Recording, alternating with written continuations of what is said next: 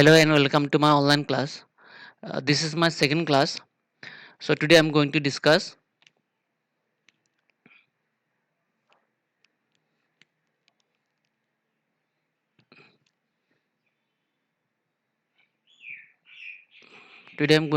about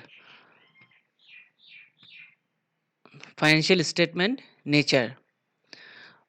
তো তোমালোকে চাব পাৰিছা ইয়াত and এটা one questions are there. এটা question দিয়া আছে give three characteristics or features of an ideal financial statement.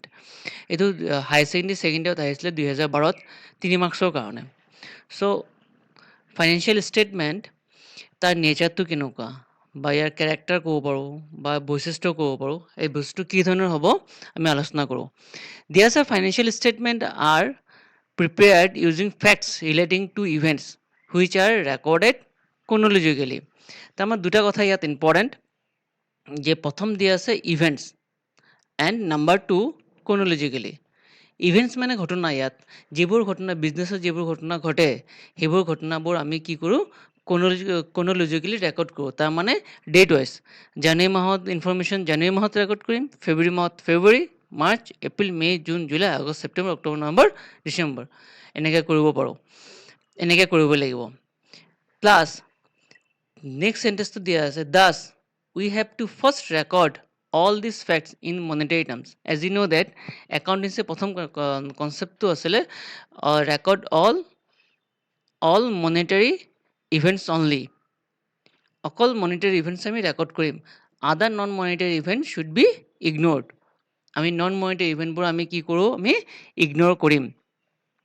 যেনেকৈ এক্সাম্পল দিওঁ প্ৰমোশ্যন অফ এন এমপ্লয়ী বা promotion of A manager plus salary increased 15,000 to 25,000. So promotion of employee or manager should be ignored, but pay 25,000 should be recorded. Only monetary terms are recorded. Therefore, okay, good behavior are not recorded. Sale increase are recorded. Okay, these are the terms of monetary. These are the meaning of monetary terms. Then we have to process them using all applicable rules and procedures. This is also important. Rules and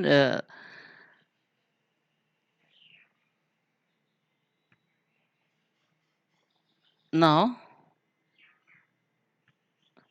next applicable rules and procedures. Rules and প্ৰচিডিউৰটো important হয় কিহৰ কাৰণে, rules আমি যদি rules and regulation follow' নকৰোঁ তেনেহ'লে আমাৰ যিটো প্ৰডাক্ট ওলাব বা ফাইনেন্সিয়েল ইনফৰ্মেশ্যন যিটো আমি পাব্লিক ডমেইনত দিম সেইটো কি নহ'ব, এইটো শুদ্ধ নহ'ব। তো ৰুলছ এণ্ড প্ৰচিডিউৰটো কোৱা হৈছে gap generally accepted accounting principal. তাৰ ভিতৰত কি কি আছে, accounting concept, accounting convention, accounting standard and তাৰ উপৰিও আমাৰ কোম্পানী যিটো এক্ট 1956 প্লাছ অৰ নিউ কোম্পানীজ এক্ট 2013টো ফ'ল' কৰিব লাগিব।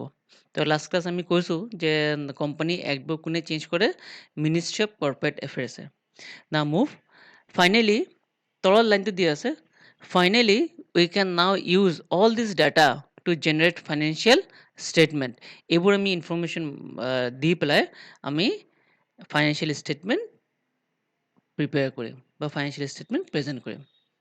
অ'কে, না ফাইনেন্সিয়েল ষ্টেটমেণ্টত কি কি থাকিব লাগিব, গুণ কি কি হ'ব লাগিব, তাত হ'ব লাগিব আণ্ডাৰষ্টেণ্ডেবিলিটি এক নম্বৰ,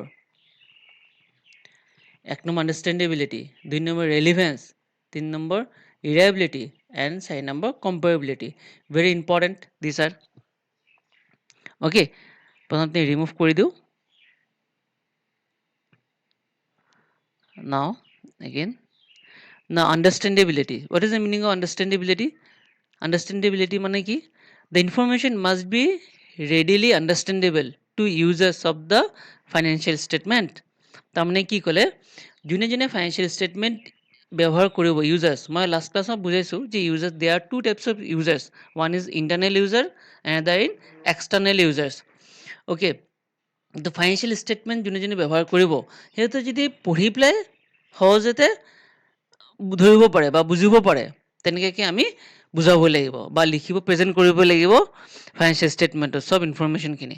দিছ মিনছ আকৌ বুজালে অৰ্থ হ'ল the information must B clearly presented, পৰিষ্কাৰকৈ দিব লাগিব। In addition with information supplied all supporting footnotes. This is also important. Footnote কথা তো বাৰবাৰ পাই আছো। As needed to assess the clarification. যদি কাৰোবাৰ যদি কিবা হয়, suppose stock আছে এটা market value আৰু এটা আছে cost price. তো আমাৰ কোনটো ৰেকৰ্ড কৰিম? whichever is lower. যোনটো ক্লজিং ষ্টকত মাৰ্কেট ভেলু আৰু কিনা দাম দিয়া আছে, বজাৰ দাম আৰু কিনা দাম দিয়া আছে, তাৰ ভিতৰত যোনটো কম সেইটো আমি ৰেকৰ্ড কৰিম। তাৰ ফুটনোট দি থাকিম কি কোন হেৰি মতে কনভেনশ্যন মতে তাৰ দ্বাৰা দিয়া আছে, তুমি চাই ল'বা। এইটো দিছ ইজ হোমৱৰ্ক। নেক্সট নাম্বাৰটো হৈছে relevance. What is the meaning of relevance? The information must be relevant to the needs of the users. Since there are different users or different objective থাকিব।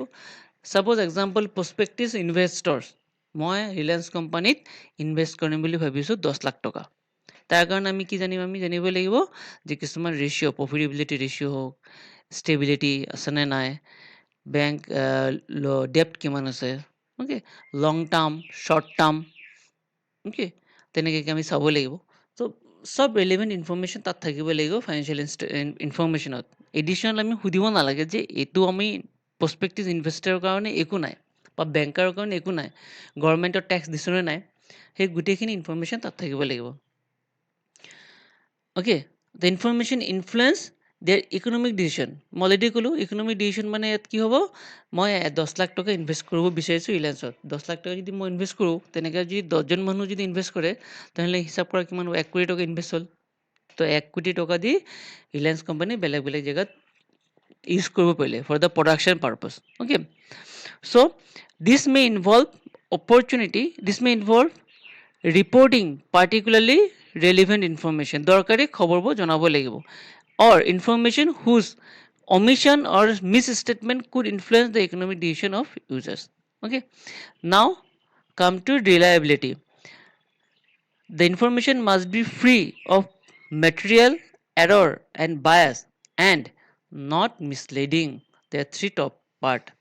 Number 1, free of material error, bias and not misleading.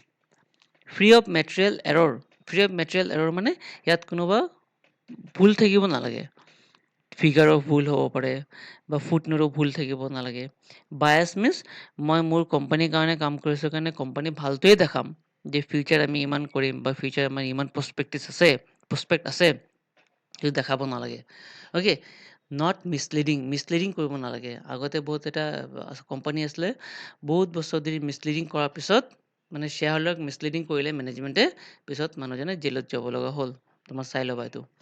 Thus, the information should faithfully represented transactions and other events, reflect the underlying substance of events, and particularly and prudently represent estimates and uncertainties through proper disclosure. আমিতো disclosure এটা accounting standard আছেই, accounting standard 1, disclosure of relevant information, এইবোৰ বস্তু চাব লাগিব। Next comparability, that is also important. Comparability দুই ধৰণৰ হ'ব পাৰে। এটা এ কোম্পানীৰ লগত বি কোম্পানী কম্পেয়াৰ কৰিম বা লাষ্ট ইয়াৰ ফাইনেন্সিয়েল ইয়াৰৰ লগত কাৰেণ্ট ইয়াৰ ফাইনেন্সিয়েল ইয়াৰ কম্পেয়াৰ কৰিম। The information must be comparable to financial information presented for other accounting periods. Number 1,